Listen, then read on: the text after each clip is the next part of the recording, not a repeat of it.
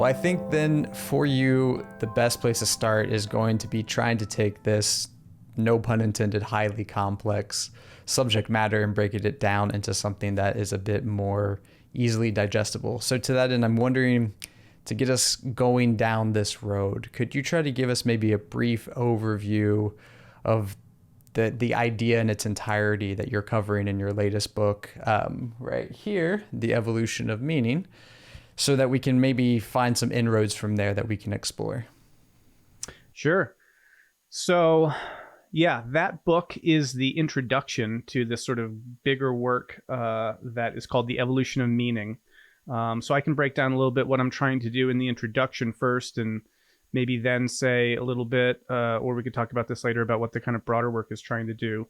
But in terms of that first volume, titled A Universal Learning Process, I'm trying to sort of lay the groundwork for a map or a basic architecture that I'm going to be using throughout the rest of this series to talk about meaning. And to do that, I draw on some various theorists in sort of the complexity and big history fields, because I want to get a good sense of sort of what this terrain is that we're looking at. Because we're looking at, 14 billion years, and we're looking at sort of all of cosmic evolution. So really briefly, and again, we can then continue to unpack this more, what I try to do is throw out a very helpful framework for thinking about this. I draw on the map of Greg Enriquez and his Unified Theory of Knowledge framework. And he's got a really nice and succinct and really helpful way of breaking down kind of big history complexification. He talks about a couple of main planes of complexity, of emergent complexity, which he calls matter, life, mind, and culture. And he breaks these down along basically information processing systems that have emerged one out of the other. And so you can look at genetics and as being sort of the information processing system that gives rise to life. And then you get neuronal processing that gives rise to mind out of life. And then you get symbolic information processing, which gives rise to culture out of mind. So that's sort of the basic complexity stack. And I think it's a really good one. And we could talk about all the things that he's basing this off of. It's not just sort of, here's a handy way of thinking about it. I think he's really doing what good philosophers try to do even, which is carve nature at its joints, so to speak. So I think these really do represent real levels of reality, you could say. Certainly real levels of different kinds of behavior that we can identify in reality. And so what I try to do is building off of that framework, I synthesize it with the work of another theorist named Bobby Azarian, who is talking about big history as a learning process. And I kind of tie these two ideas together because Bobby looks at the ways that entities acquire meaningful information about their environment in order to adapt to their environment and ultimately complexify relative to their niches and give rise to these new levels of existence. And he talks about that as this kind of ongoing learning process of variation and selective retention. And he himself is building on models from Carl Friston's active inference to various kinds of predictive processing models, Bayesian, models of cognition, etc. And so his big picture is sort of this universe as complexifying learning process. So I just kind of marry these two big systems together and I say, hey, well, if we've got matter, life, mind, culture, and they're all distinguished by these novel information processing systems that are showing up, and we've got basically through cosmic evolution, different kinds of meaningful information being processed through the complexity stack, then we can understand that evolutionary sequence as being the development of increasingly refined and complex ways that entities are learning their environments and learning meaning in their environments.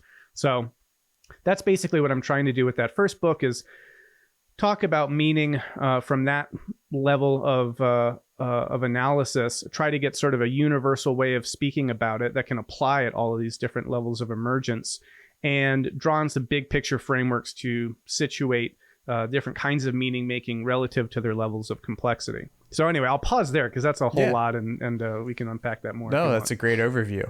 I think what I want to maybe follow up with that on is maybe what the costs are, right? And in storytelling, we say, what are the stakes? What makes me care about this? So, obviously, I think from what I know of you, you're heavily inspired by Vervaeke's idea of the meaning crisis. What is it about that has drawn you to it, and why meaning as a subject to devote so much of your time to? What is it that makes writing a magnum opus of several books worth of information about meaning? Why is that justified for you? Yeah, great question. So for me, this has been sort of a life project when I think about what all of the stuff I've been working on over the course of my life. What has it all been oriented towards? It's kind of this set of issues.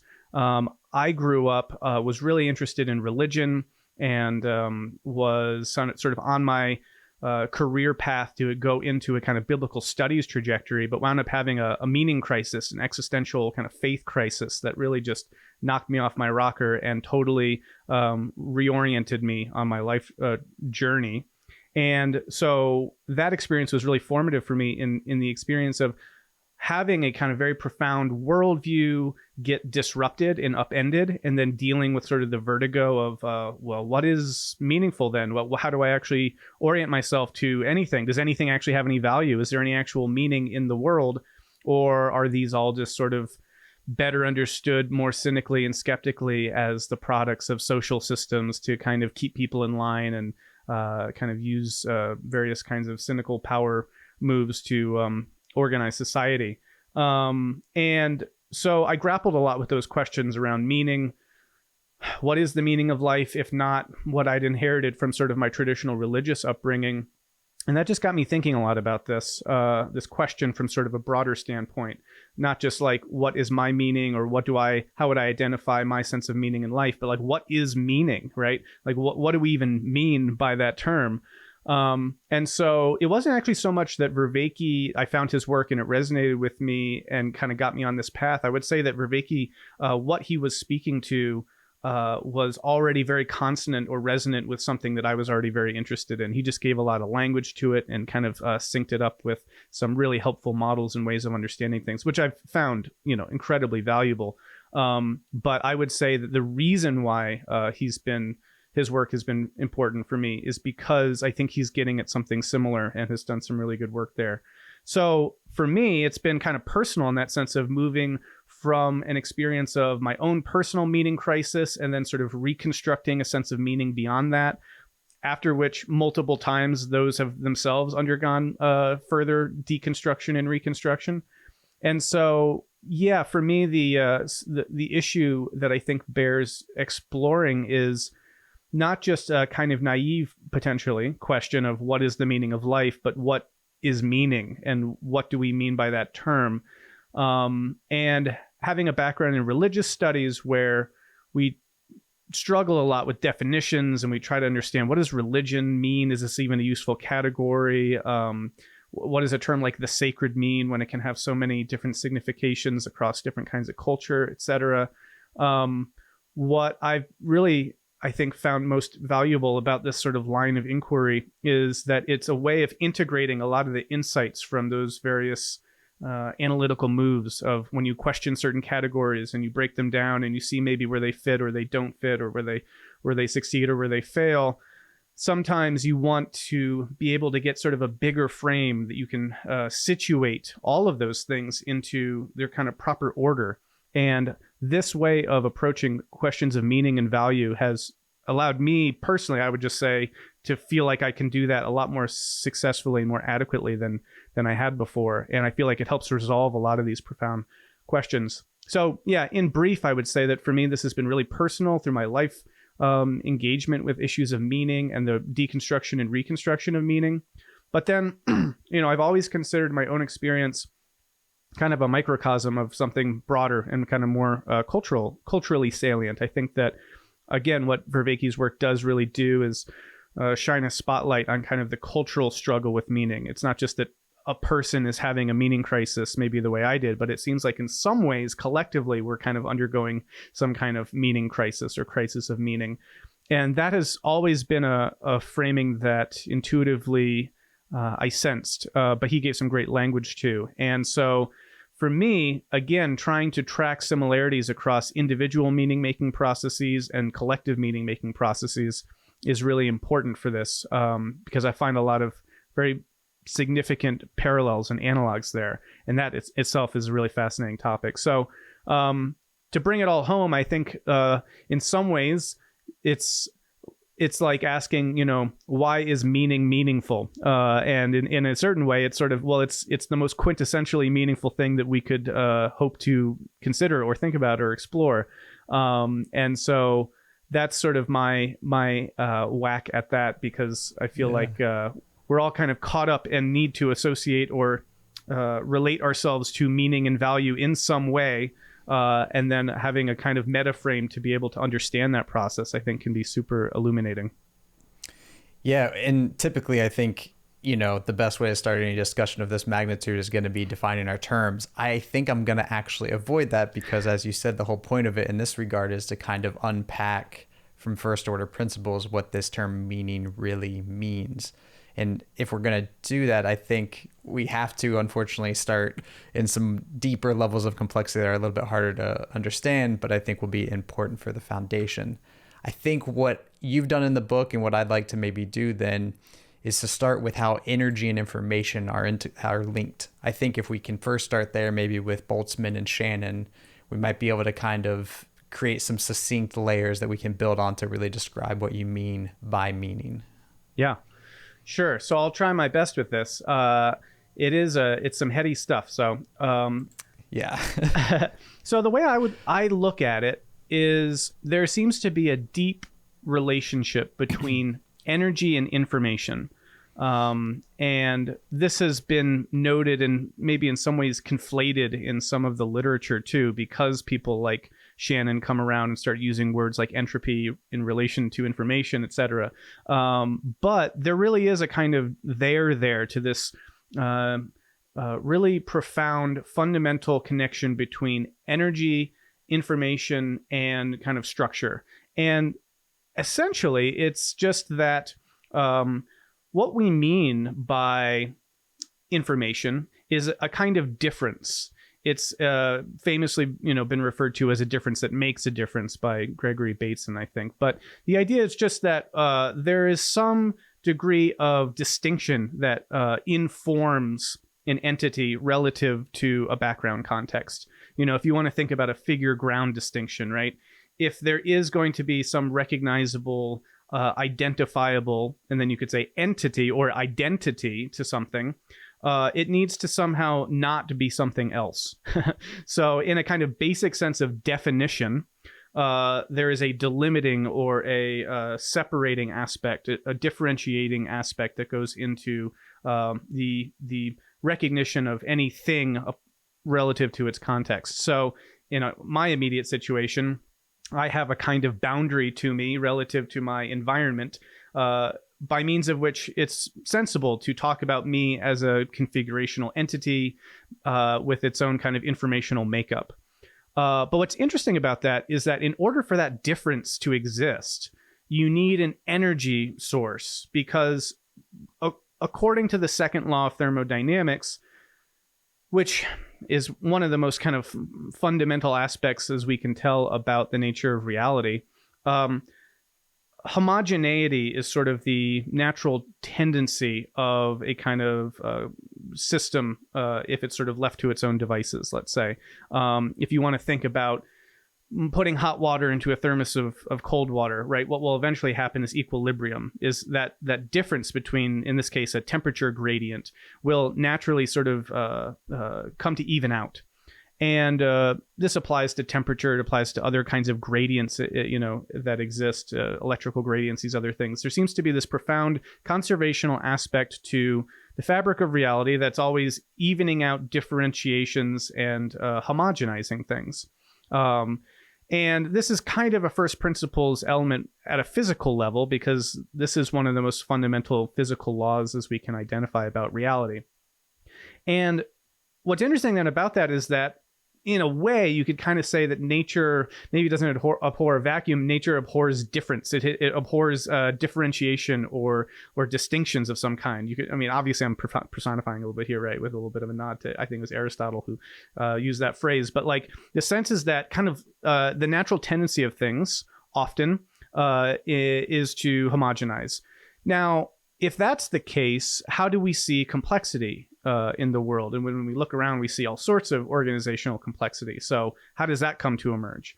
Well, what's really interesting is that this fundamental push towards homogenization through the second law to sort of maximize entropy can spontaneously generate structures or orders or organizational systems. And it will do so spontaneously because they are the most efficient way of generating entropy more efficiently. And this is a fascinating aspect, again, about sort of the fabric of reality.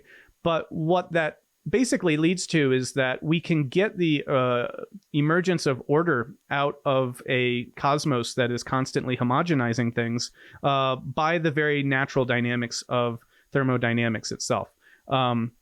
So what I kind of begin this book in talking about meaning, and people might be wondering, well, what on earth does this have to do with meaning, is just to try to kind of frame that a bit and say, all right, for a thing to exist, if it's not just going to naturally sort of homogenize under the second law, under the influence of the second law, then there's got to be some kind of energy to push back against that force and create that difference.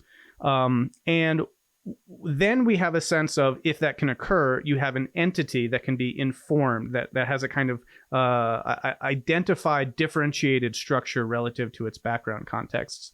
And this is where we could then start to talk about information as meaningful information. But I don't necessarily want to preempt that, other than just to say that that's kind of how I'm framing this ultimately, in a kind of first principles way, to appreciate that for anything to exist, there needs to be an informational identity relative to a background context that's using energy to maintain itself. And that sets us up to talk about meaningful information in kind of complexity terms. But again, I can pause there if you wanted to say anything about that. I mean, I think you're prefacing the next step perfectly. So we, as you said, we have the foundation here for something to be in form, to have it inform us. It needs to have energy that allows it to persist into the future. And that leads us, as you said, to the fact that now we have this issue where we can have some information that is meaningful, maybe semantic information, and information that is maybe less meaningful, what we might just call information in the Shannon sense. So maybe that distinction, now that we know that connection between energy and information, we can make this distinction between useful information and, let's say, useless or like Shannon information. Yeah, exactly. Which is just that once you have the kind of framework of thinking about things as informationally configured entities that require energy to maintain themselves, then you can appreciate that the significance of something called mutual information in basic information theory, which is a statistical correlation of the kind of information of the entity and the information of the environment. And what these complexity scientists, David Wolpert and Artemy Kolchinsky, as well as folks like Carlo Rovelli and others, have basically been able to do is talk about the idea of semantic information as being specifically that mutual information that ties an entity to its environment, but in such a way as causally bears on its continued maintenance and existence.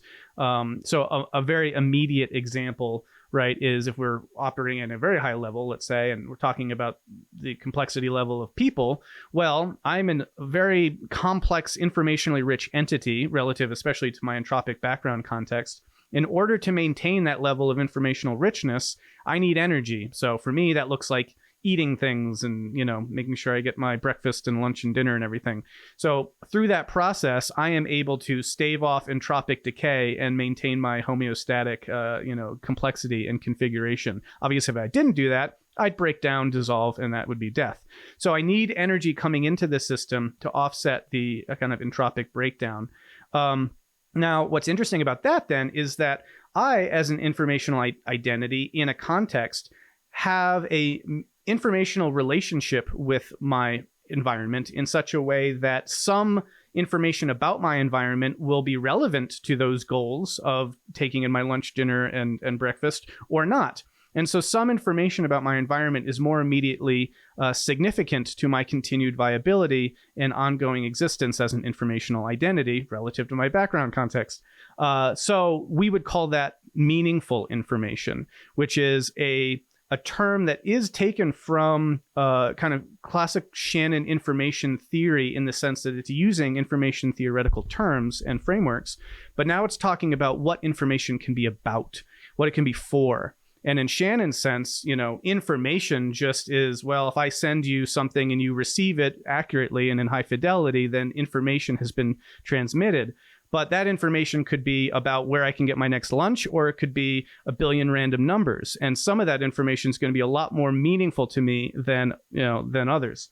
So that's the basic idea of meaning in this kind of deep fundamental sense, is we can start to think about this initially rather kind of qualitative, maybe even subjective sounding term like meaning from actually a very first principles standpoint, and consider meaning in terms of meaningful information linking entities to their environments in such a way as causally bears on their viability. And once you have a kind of frame like that, you got the ability to track that kind of meaningful information processing across those different levels of the complexity stack that we were talking about a minute ago. And that's what I kind of try to outline in this first volume of my book. Yeah, wonderful. And so now that we have that foundation, we kind of see that we have different informational structures in reality, and for one to persist and enhance its viability, as you define meaning as, it needs to pull energy from the environment. And to do that, there's going to be semantic or meaningful information in that environment that helps it to persist, helps it enhance its viability, and some that's less valuable.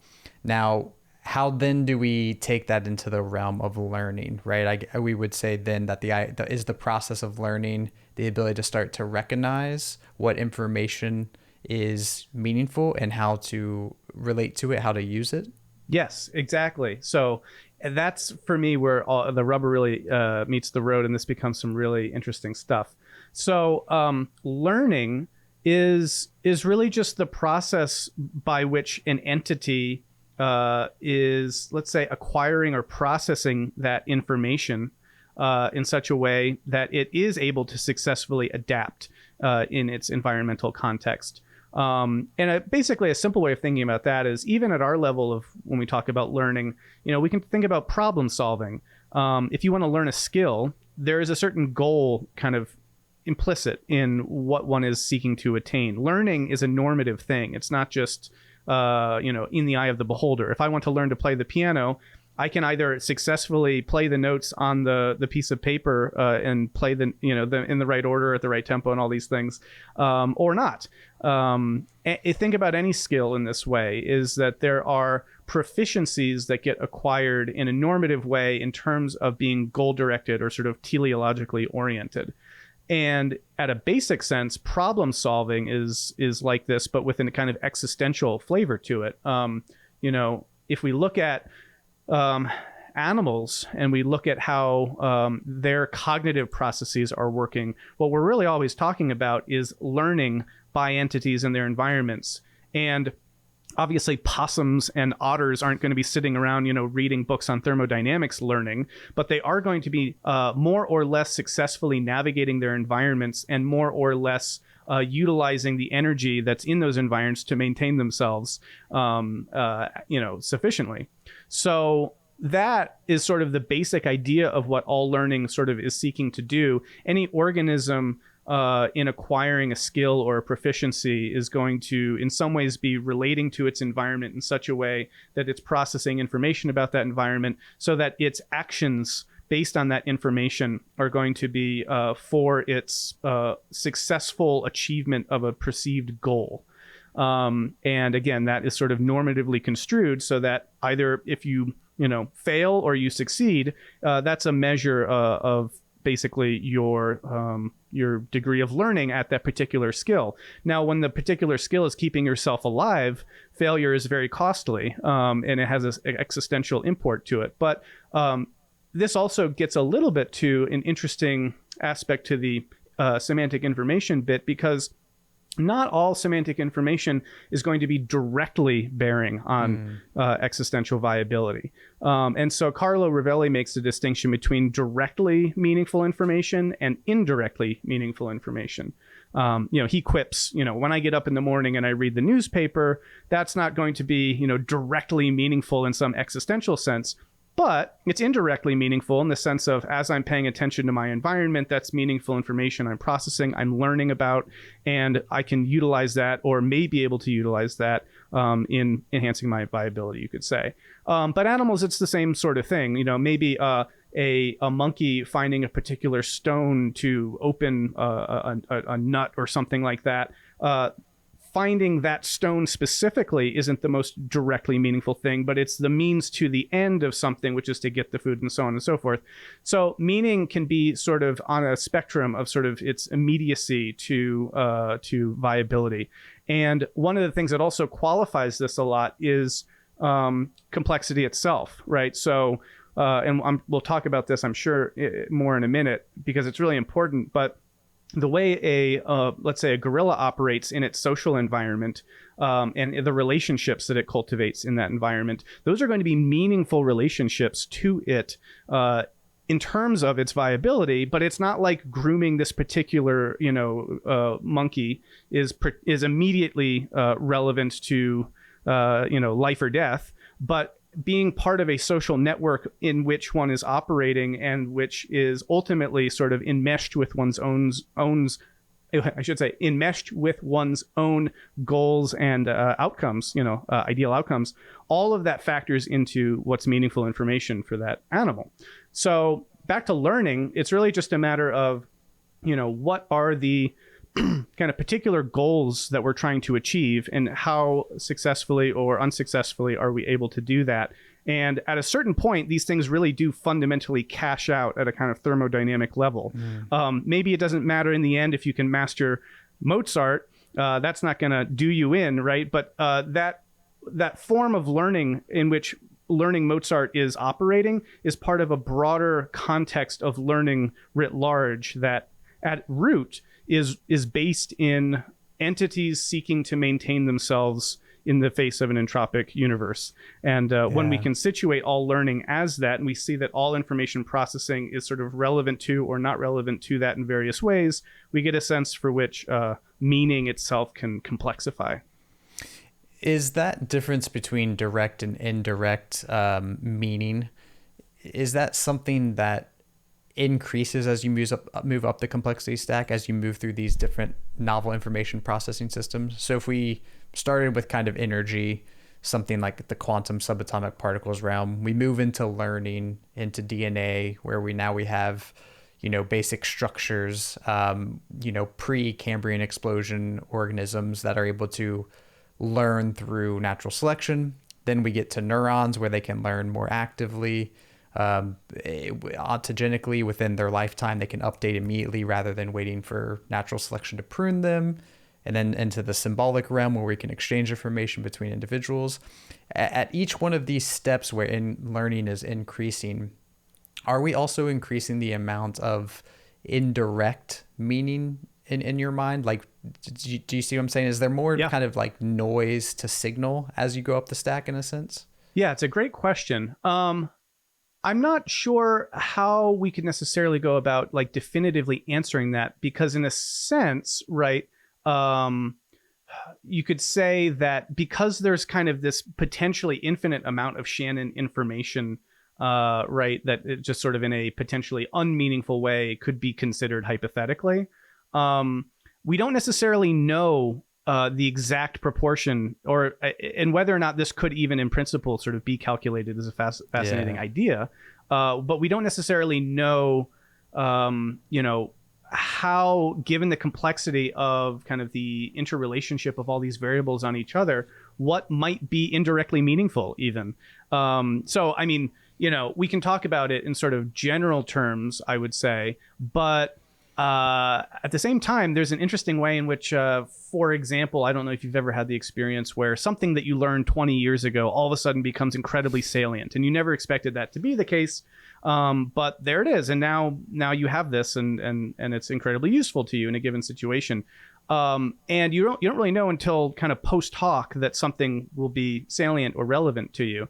And so I think it'd be very hard to say in any absolute sense. But generally speaking, I would want to say that is the case, because a different way of thinking about it would be, even though we're always kind of swimming in a kind of infinite potential amount of information, we're not necessarily attuned to processing even potentially that information.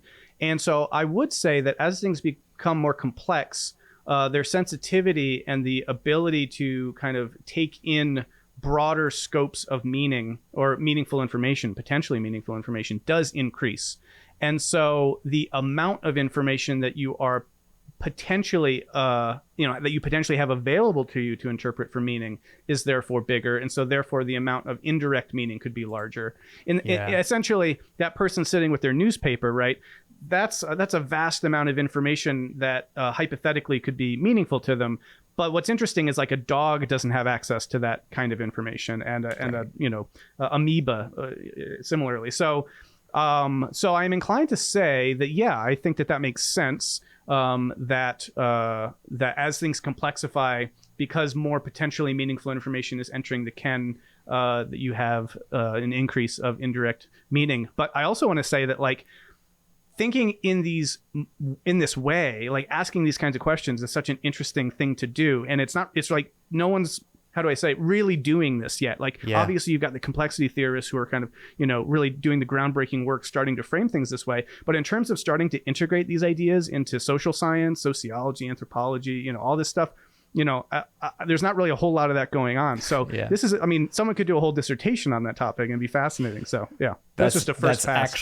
That's actually something I intend to do, which is why I'm curious to ask you these questions. And now that I think we have the stack, we can kind of play in this realm a bit more as well, because what this makes me think of in a way is the relevance realization notion that Vervaeke brings to the table, because he talks about the meaning crisis in the sense that it's I think he literally says that we're drowning in bullshit, right?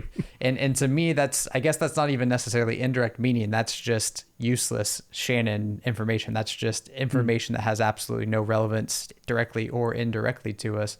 But it does seem that the more our organism complexifies, the more information we're able to generate and learn at the same time, the more that the generative products of everyone around us kind of floods the informational landscape with bullshit that makes it very hard to determine what is salient, what is directly or indirectly meaningful. Yeah, definitely. No, I think that's very right. And the idea of like being, in a sense, meaning producers, or at least information producers as well as consumers, is a really interesting way of coming into that question. You're right, because as sort of information processing capacities ratchet up, and in a sense everyone becomes a sort of source of information that then proliferates and probably exponentially starts expanding, that imposes new demands on cognition to be able to interpret what is signal versus noise here.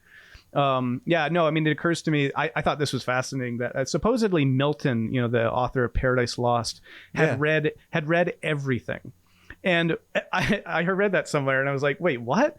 And in Milton's day, you could have read everything, like you could have a library basically. And it's like, oh yeah, basically every book that's been written or published anyway, extant, obviously. Yeah. And, he had read, and of course he, also knew Latin and other languages and whatnot. And so obviously that's probably still an exaggeration. He wasn't reading, Chinese literature and these sorts of things probably.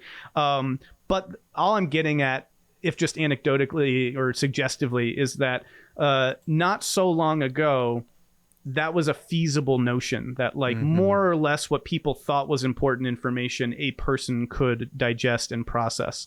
Now, obviously, that's an utterly unattainable goal, and how we would even begin to assess, that is at the core of the question that you're asking. And so since whatever that would have been, the mid 1600s, there's been this mass proliferation of information generation in this sense. And so we're on the hook to be able to look at all that and basically be able to assess, what do I need to pay attention to here and what do I not? And then another thing that becomes interesting about this is that not only do these new technologies enable us to kind of ratchet up our information production, I think inevitably they're also going to be aiming to help us in the relevance realization process itself, right? You're seeing AI already being like, hey, let me take the 30 emails that you got today and just summarize them for you, right? Whatever it is. But my point is that we start using information processing tools, our technologies, to aid us in navigating this, vast array of increasing information as well. So there are various means that we have to sort of try to stay on top of all of this information and make sure that, we're trying to sort of zone in on what is actually signal rather than noise. But I would say this is one of the big existential problems facing us right now, for sure. Well, and to that end, I'll pull up the graph in the video. I was looking for it really quickly in the book to see if I could link to it. We have the complexification of meaning here on page 75 of your book. And one of the things that this makes me think of is the idea that meaning at the level of the symbolic, which is where we are as where we are as human beings. You put here that we have this characteristic of deepening self-awareness and transcending conceptual limitations. And it feels like amongst a sea of noise, amongst a sea of information, the ability to understand how to navigate your self-awareness and to transcend conceptual limitations becomes extremely important. So I'm wondering maybe if you could unpack what those two ideas really mean and maybe how we can utilize them.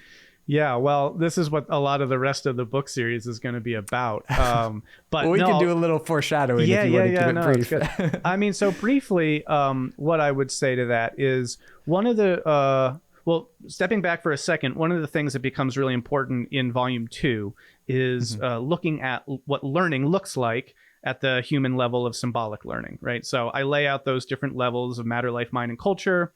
Those are different information processing levels. And they're learning levels too, because these are different kinds of information being processed for meaning at these different levels. So I give each of those sort of levels a name, and I talk about structural learning at the material level. I talk about genetic learning at the life level. I talk about cognitive learning at the neuronal level of mind. And then I talk about symbolic learning at the culture level. And it's symbolic learning that we are engaged in as human beings who use language to understand and navigate our environment. And so when we come into the world, we don't just come into a natural landscape, we come into a natural landscape and a social landscape that is sort of socially constructed for us using symbolic information.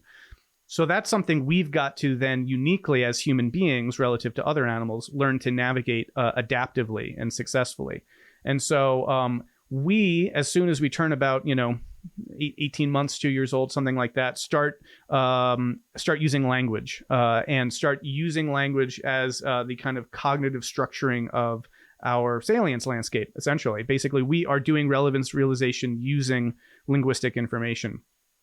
So I mention all that because what I do in the second volume is start to tie this up, this whole general framework that I present in volume 1 with what we know about that process at the individual human level through symbolic learning. And a lot of that comes to us from the developmental literature, the developmental psychology literature, which really gets kicked off by folks like Baldwin, gets expanded by folks like Piaget, and then gets really refined and perfected by the neo-Piagetians in the late 20th century. And that ultimately gives us a map or a sense of kind of what this trajectory looks like for human beings as we undergo the symbolic learning process. Now, one of the things that has been shown about that process for people, the developmental literature, is that over the lifespan, one of the things that kind of successively does deepen is a kind of internal world, you could say, the kind of deepening of interiority that occurs. And when you compare, sort of the interior life that you may have had as a child versus, in your 20s and then on into older age, there is so much that is available to deepen into at sort of a psycho-emotional level. And of course, different people and in different contexts, this is going to all pan out very, with a great deal of diversity. But what we do know is that as people do move through the learning process, which we can measure and model using constructs like hierarchical complexity, is that notions of identity deepen and interiority senses deepen. And so as for that first element that you asked about, which I forget, you could remind me again if you've still got that open, exactly how I frame what phrase I used there. Deepen self-awareness. Deepen self-awareness. So one of the, so the deepening of sort of self-awareness and sort of kind of an attentional openness or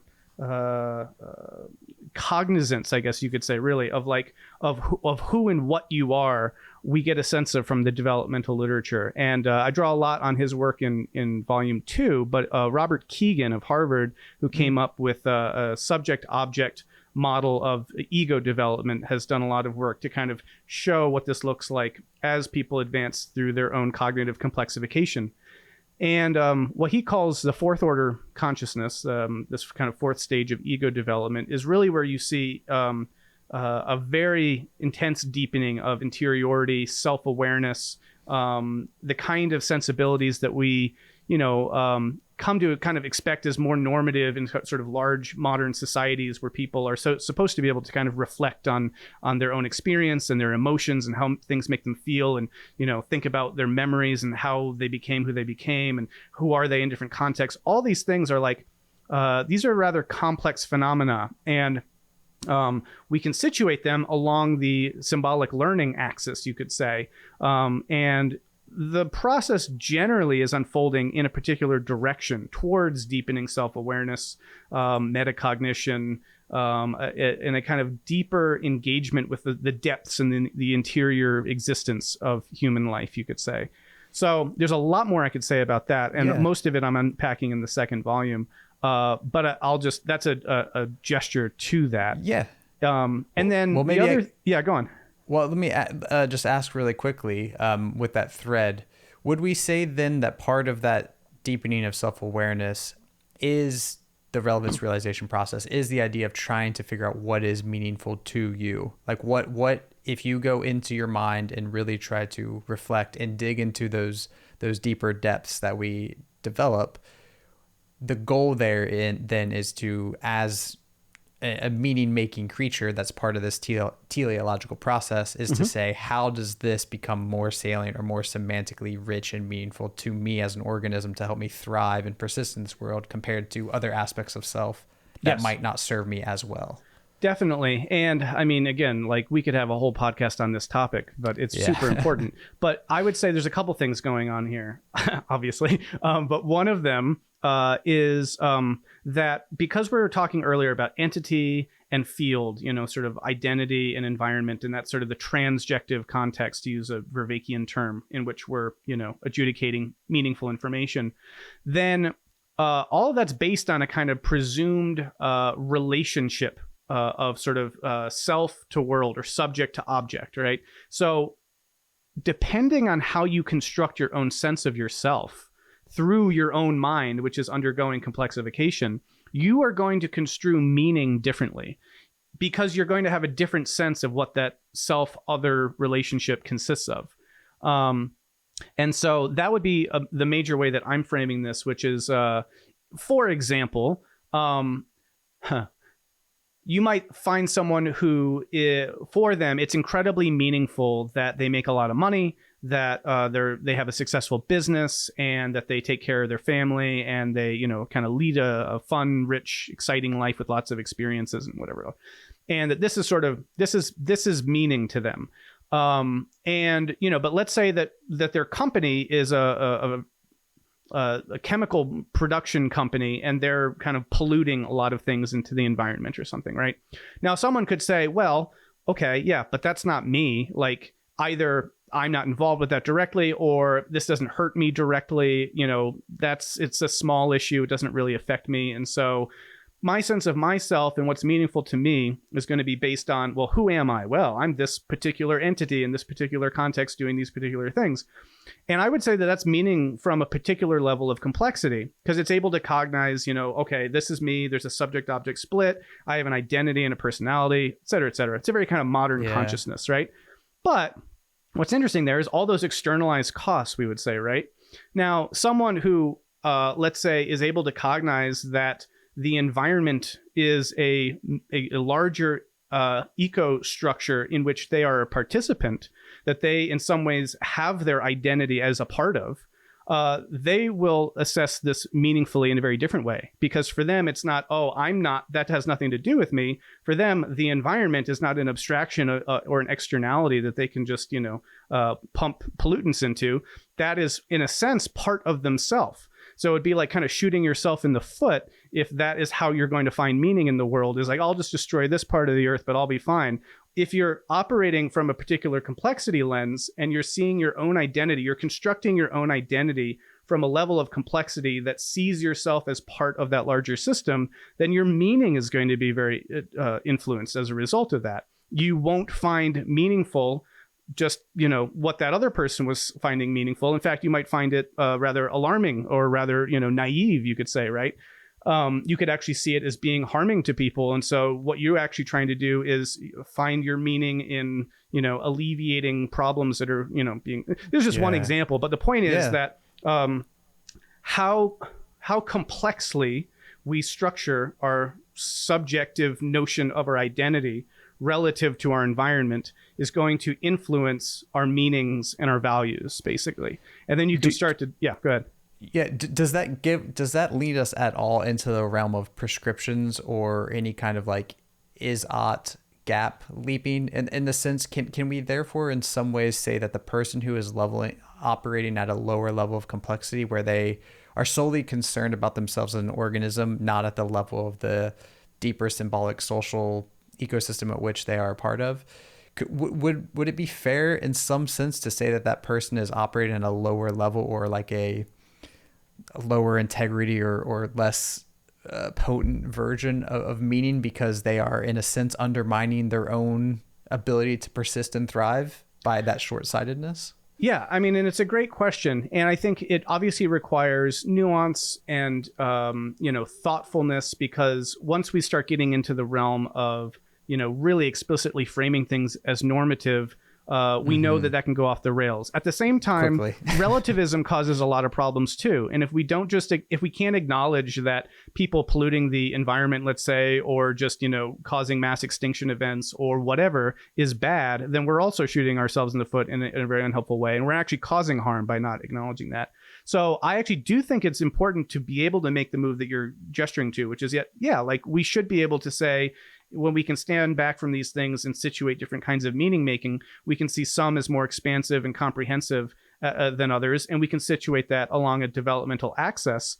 And I think that we should do that. I think it would be unfortunate if, out of good intentions, not to hurt people's feelings or come across as sort of totalitarian or something like that, we didn't call a spade and recognize that some things really do matter and we need to pay attention to them.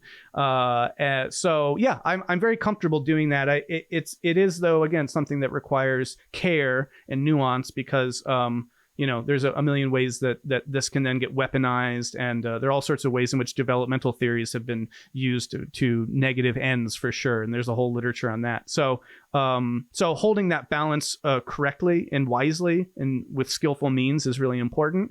But in terms of the broad takeaway, I think, that's exactly what I hope a lot of this research and this work that I'm doing can also help people begin to make sense around, is that taking a radically relativistic angle to meaning making is actually not very good for us. It's not even good for our viability in the long run too. So I would say a very strong qualified yes.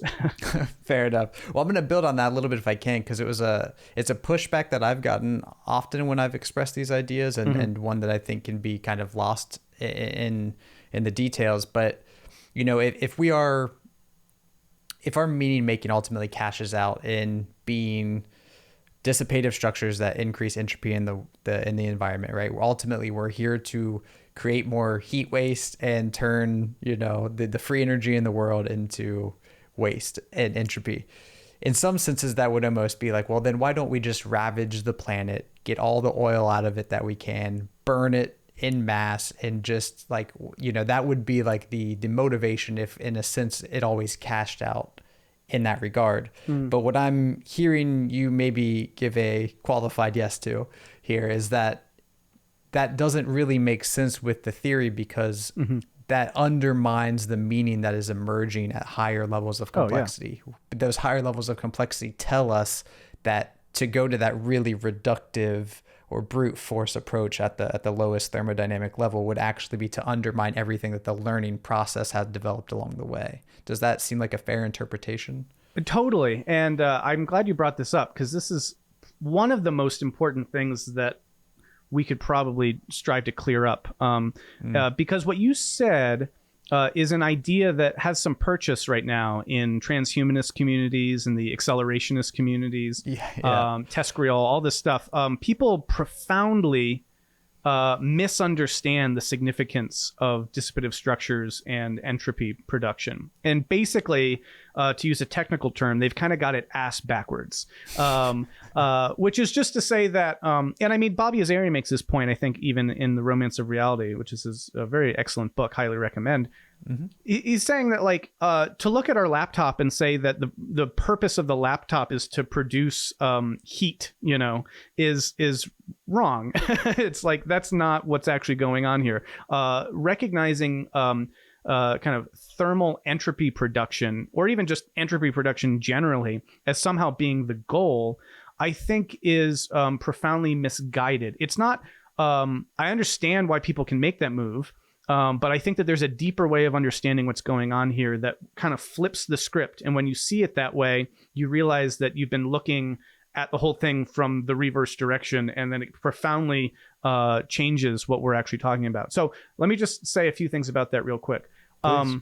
What I would say specifically is that in terms of mechanics, in terms of how this operates, it is the case that starting at first principles and looking at the earliest levels of complexity and how they get going, you can understand this as dissipation, through the process of entropy production leading to structure. And so at its earliest forms, it's a little hard to disentangle. Well, when I pull the stopper in my bathtub and a gyre forms, how am I supposed to look at that as being anything but the sort of natural tendency of a homogenizing universe to put an end to a gradient that exists?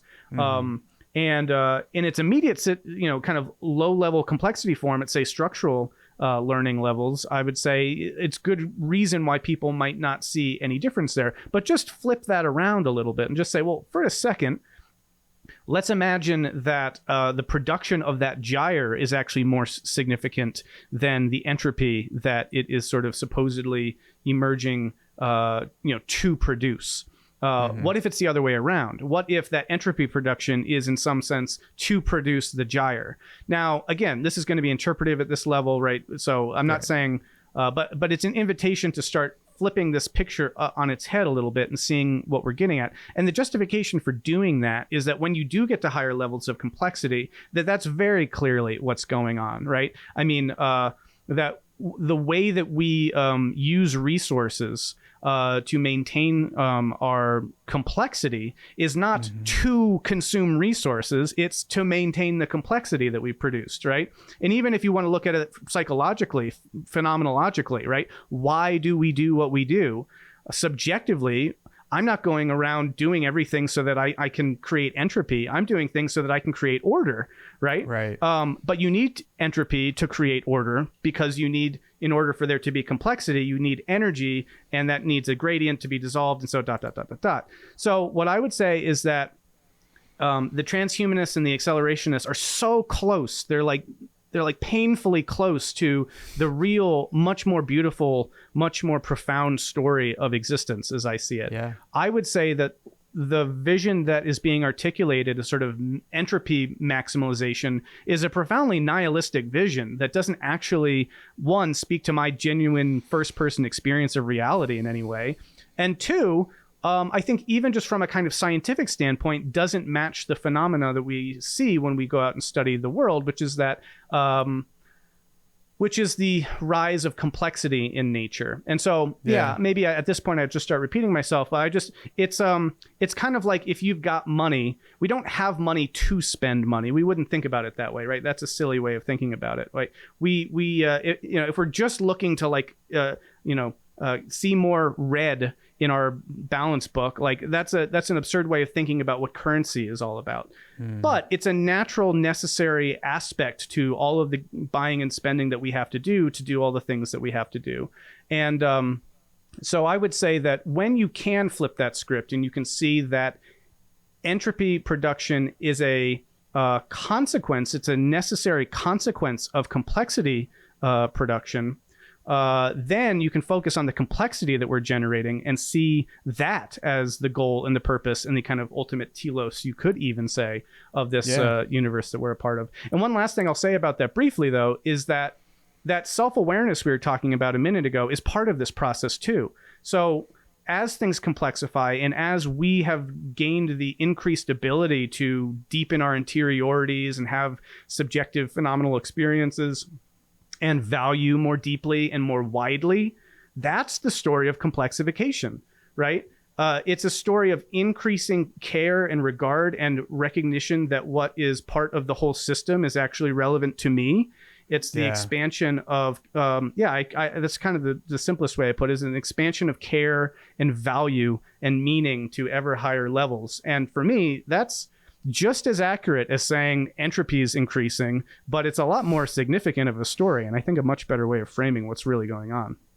Yeah. And I think you can even see that, not from a common sense perspective, but it's something I think we all intuit, right? In a sense, if we can segment out maybe the people who are under the antisocial personality disorder camp, the sociopath, the psychopaths, and maybe the nebulous corporate systems that do damage to the world. I think at a human level, most of us have kind of a deep sense of appreciation or love for patterns that have happened to emerge. Like, it feels painful to know a species went extinct or for a person to die, partly because we know that the neurons that hold the perspective of reality together, the DNA that formed that unique animal or plant, is a form of complexity that like may never exist again. And when those things die, it kind of intimates or foreshadows a kind of annihilation that we're afraid of ourselves, right? Like, we don't like to see complexity in the world destroyed because, in a sense, we are there to make complexity, not to create entropy. Yeah. Right. Very much so. Yeah. I think that's very true. I mean, yeah, I could, there's a lot of things I could say about this. But I do think, just briefly, that if one could live from that orientation, right, to, generally speaking, going through their life and navigating their environment in such a way as to try to enhance complexity, just imagine what that orientation brings with it, right? Yeah. Not that you're seeking entropy. And in fact, all the things that we experience as negative and bad are forms of entropy, you could say, right? If a relationship breaks down due to someone lying, or there being mistrust, or a social institution, fails to function properly, there's a million different ways we could think about these as the complexity not being maintained and somehow leading to dissolution rather than further, coherence.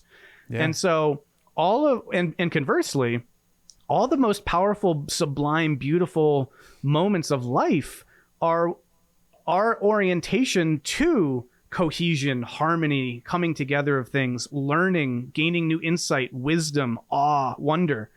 So everything in our experience points us to this notion, I would argue, that meaning is about participating in this cosmic complexification process, which is a learning process, by means of which we can actually have an impact on our environment to hopefully imbue it, using our rational thoughts and what degree of cognitive complexity we uniquely have, with a greater level of complexity, and to leave, in a sense, the world more complex, more coherent, more integrated, more harmonious than it was than when we entered it.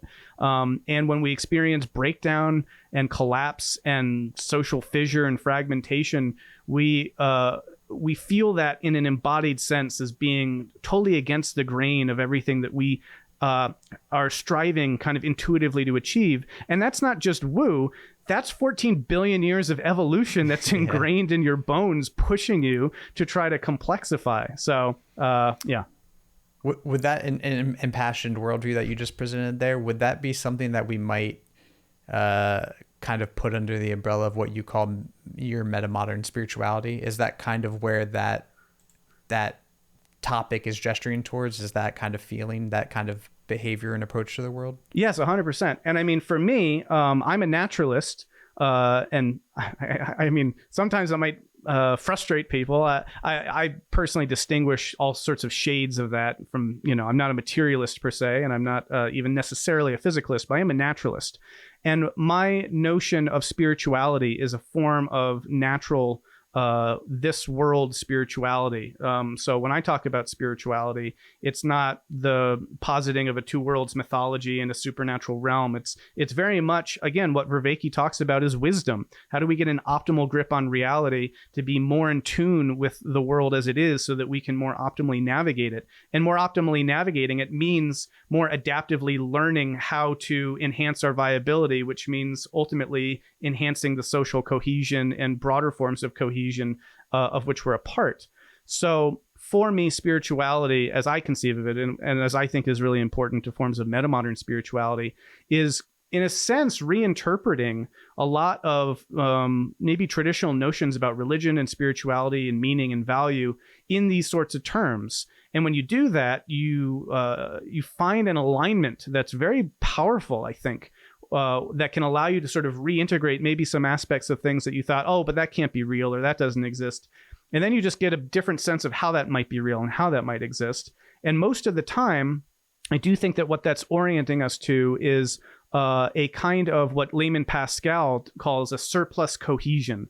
That when we think about spirituality and spiritual experiences, peak experiences, what we are really gesturing to is those moments in our lives where we feel taken up into something that's more than ourselves. And I don't just mean that in like a kind of light way of like, oh, have a goal that's bigger than yourself. I mean, that's part of this, but that's a rather mundane way of it. I mean that there are patterns of information that might be available in emergent contexts, right? The religious sociologist Emile Durkheim talked about collective effervescence, getting a bunch of people together, and then you get this kind of spirit of the crowd that's now kind of united towards its own teleological goal state, because now you formed as a part in a whole of this broader entity. And that itself can also take on dark forms as well. I mean, look at various mobs that do various things as well. So we have to be careful about this sort of thing, probate spiritus, probe the spirits, test the spirits.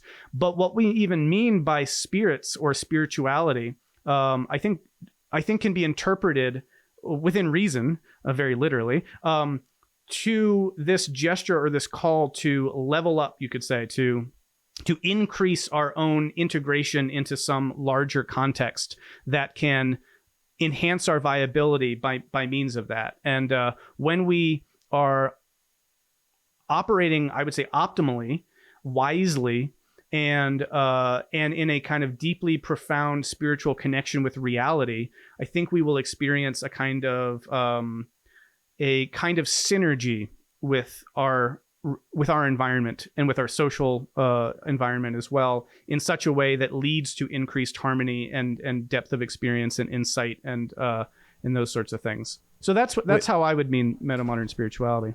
Yeah, and with that being said, I mean, you've gestured a few times there towards the idea of the individual in relationship to the whole, and in your book and as you kind of gesture towards in the future books that will come out in the series, this is a big part of kind of what we see as the sacred, right? The meaning making that has resulted from the many different parts contributing to this kind of standard that society has developed and said, this is a reliable meaning making process. And so we will put this in the realm of sacred. Don't tread on this. Don't betray this. This is a thing that we know helps keep us stable. It helps keep us complex. It allows us to keep doing this deepening. Yeah. This is where I feel free to unpack that more, but two, this is one of the places where I think I struggle a little bit with some of the stuff that you're going to be putting forth, and probably not if we actually get into it, but I struggle a bit because of what you also said there, was that this can go really badly, right? If we are deriving our meaning making from this sacred, and we live in these societies that are so disconnected from the individual that they take on these really perverse ideas of what is sacred, then if we start to come into this world, as you were talking about, as developmental creatures, and start enculturating and socializing ourselves with these forms of the sacred, well, we might be taking on ideas like destruction of the environment's great as long as I get paid.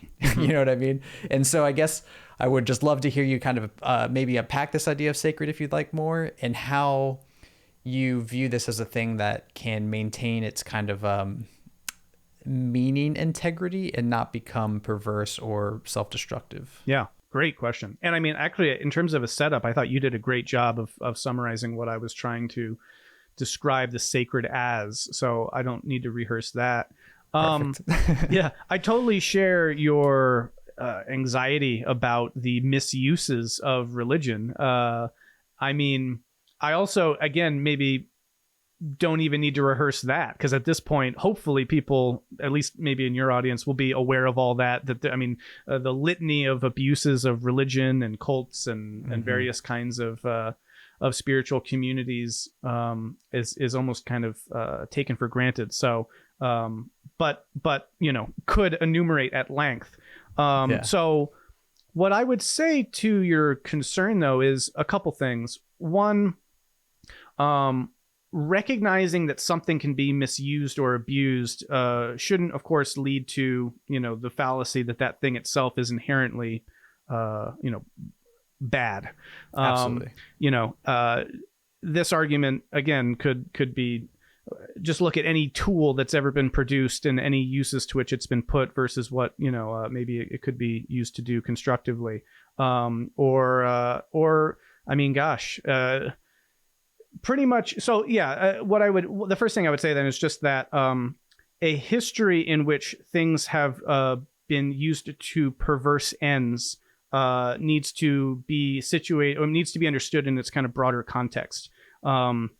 And I think when we appreciate that misuse is possible for almost anything, then we have to consider, all right, well, what does good use look like? And I think if we can begin to tease apart that category as a subset of, all use categories, we'd get a sense of, what this could be gesturing to. Part of the reason why I don't throw it out, or why I'm not skeptical to it entirely, and why I see some value in it still, is that it is what got us here. If you look back in the anthropological record in terms of human evolution and cultural evolution, I would say that, yeah, there have been continuously relationships to some notion of sacred phenomena, however conceived. And so, again, there seems to be a suggestion there that this is something humans do, and it might even be really essential to how we can successfully operate. I would add to that the profound contextuality of this, though. And I think this is really crucial to the point that you're raising, which is, or at least this is how I would kind of frame it. Something that has been inherited as sacred might no longer work in an adaptive way in a new context, right? And so then what we need to do is not just, inherit kind of unquestioningly our culture or families or groups' notion of what is sacred and meaningful. We have to update the sacred. And that is why I situate all of this very much in a learning process. So the point I would be making, and I do make, and actually I would say this is one of the most important, forceful aspects of things I'm trying to communicate in my work as a whole, is that we need to update the sacred, is that our older notions of the sacred are no longer sufficient to the complexity of our moment. But we can update that. And we do that through learning. We do that through experimentation, through art, and through various exploratory means.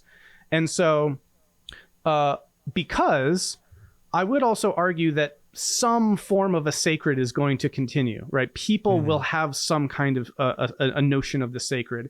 And that's just because if you define the sacred as I do, as those orienting aspects of meaning and value that we kind of enshrine as, as valued aspects that we recognized as being of use and are continuing to pass on to others as a helpful template for continued meaning making, then to the degree that we're still here and thriving to any degree, we're going to have some notion of meaning and value that we're going to try to then enshrine in those ways.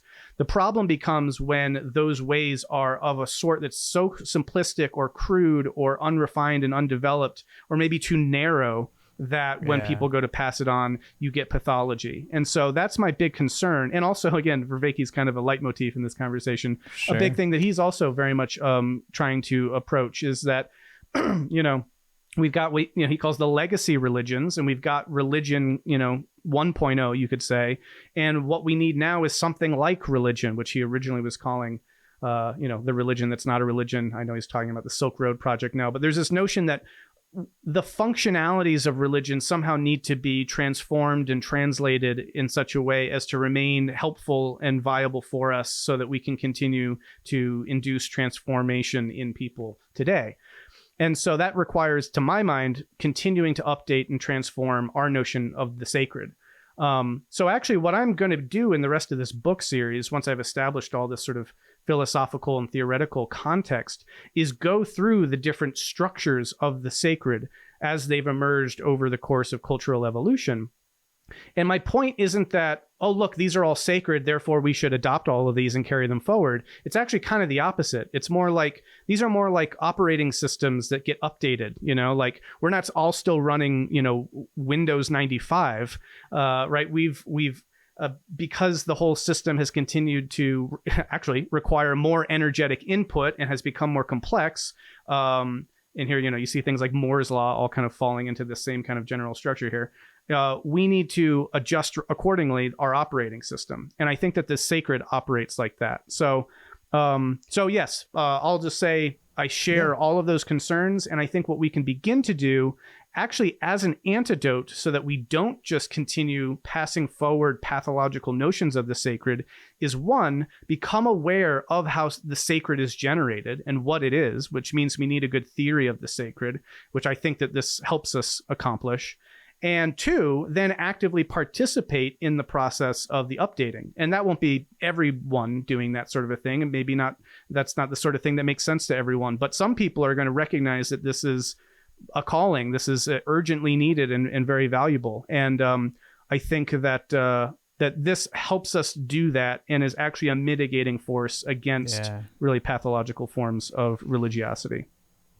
Yeah, and I love that you've explained that, because one of the things that I think probably rubs me wrong and many others who have left faiths with some of the stuff that you might be doing is this usage of ideas of spirituality, usages of the word God. And what I'm hearing from you that I really enjoy is that what you're in essence sounding like you're saying to me is, let's take it back. Like, if I use the word God in a form that is more adaptive and more complexifying and more humanistic and has all of these qualities and benefits that kind of say, let's cut the wheat from the chaff. Let's get rid of the old aspects of the sacred that don't serve us, and let's redefine God in a form of sacred that is useful to us in the 21st century.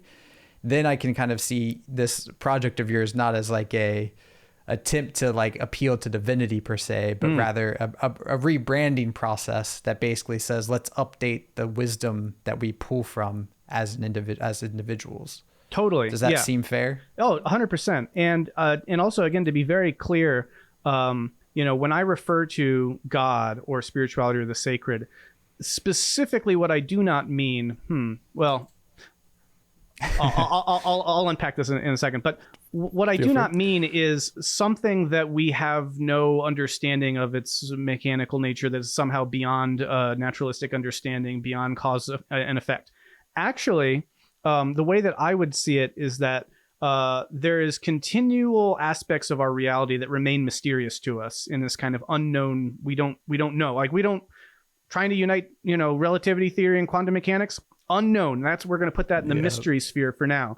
I believe, by virtue of the fact that there is gravity and there is quantum mechanics, these things have a causal mechanical interaction nature to how they can be understood. We just don't know that yet. So that exists in the realm of mystery, but our paradigm of knowledge is struggling to update itself in order to get a better understanding of those workings.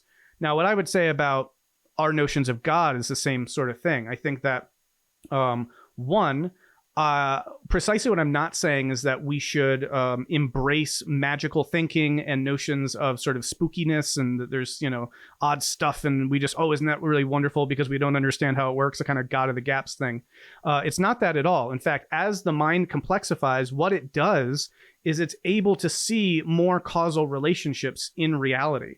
And as that occurs, what becomes knowable to us sort of increases along those lines. And so various notions of what had been mysterious become known. Various notions of the God concept also become inadequate as we become more aware of causal phenomena. So as we move into a deepening mental complexification and cultural complexification, the God concept itself needs to undergo a complexification process. Now, what I will say, though, is that I don't think there will ever be, or I'll put it this way.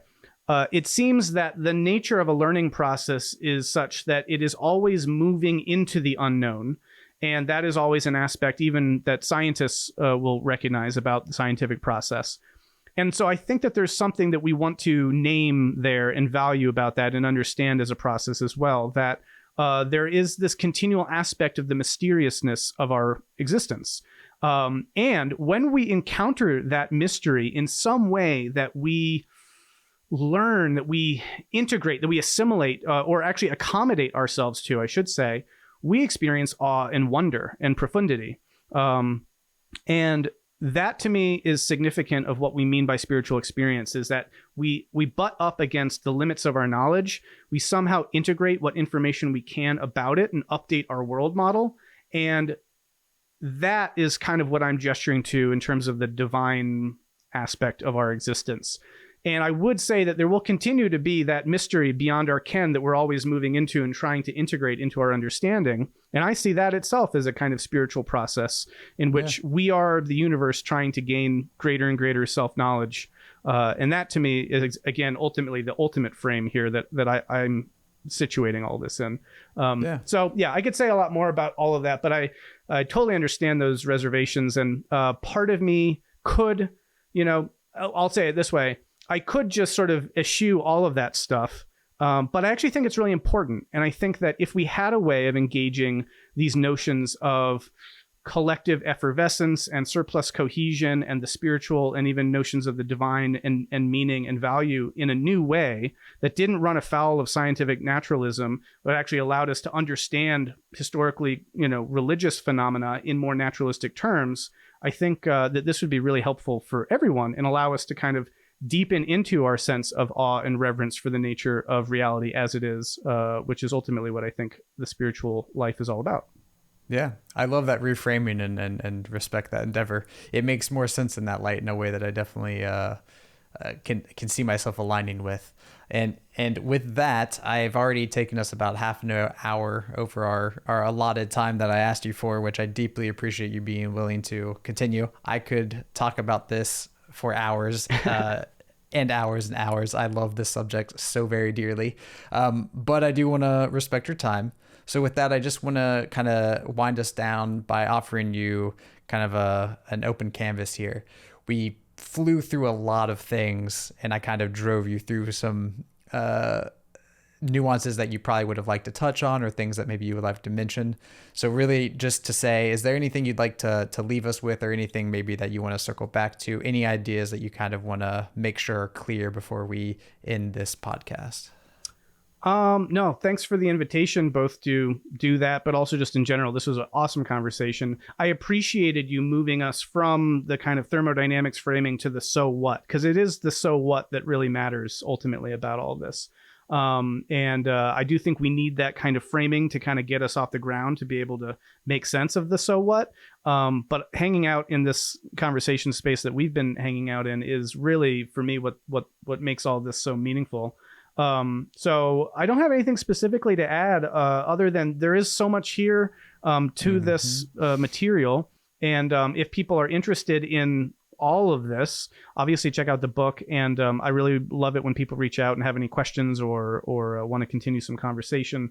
And also just, to note that this particular book, it's actually really short. I tried to write it in a very accessible manner. There's a lot of notes, but also it's just the beginning. It's just the setup for this very long work that I want to continue being very kind of descriptively rigorous, but to really try to paint a picture of something, which maybe I'll just end there, is that for me, this has been a process of learning itself that has come to be very revealing and helpful for me, because depending on our orientation to our existence, to reality, our meaning frames, we can thrive or we can struggle. We can wither or we can flourish.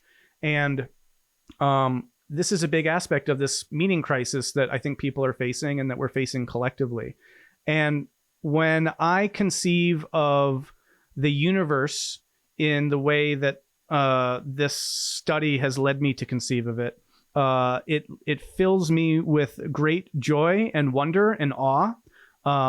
It fills me with a sense of reverence and openness to that profound mystery. It fills me with an openness to re-engage aspects of a kind of spiritualizing impulse, but entirely absent, dogma and kind of superstition and supernaturalism. I am very keenly trying to deepen into this world and to understand the richness and depths of this world as a sacred phenomenon. And if we can't use a word like the sacred to refer to what is, then it is utterly useless for us. So I would say that this is a journey of mine to deepen into an understanding of reality in my life as a part of it, and all of our kind of collective journeys together in a way that I find profoundly meaningful, but also real. And that to me is very compelling. So I just really appreciate the invitation. This was a great conversation and great interviewer. Thank you, man. And I'll express my kinship on that journey with you of profundity.